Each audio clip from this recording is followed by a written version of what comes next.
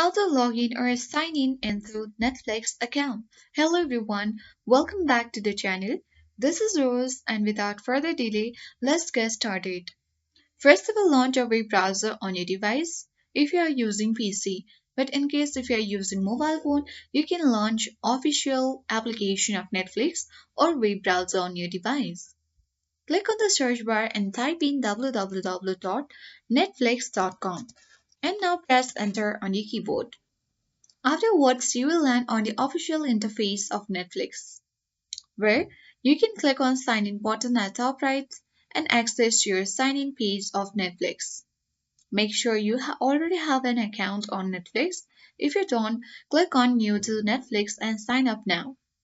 Now enter all your login credentials like your email or mobile number and password. You can use a sign in code instead as well. If you forget password, click forget password link and then recover the password.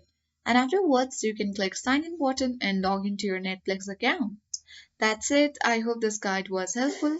If it was, then do like, share, comment, and don't forget to subscribe. Thanks for watching, and I'll see you in the next video.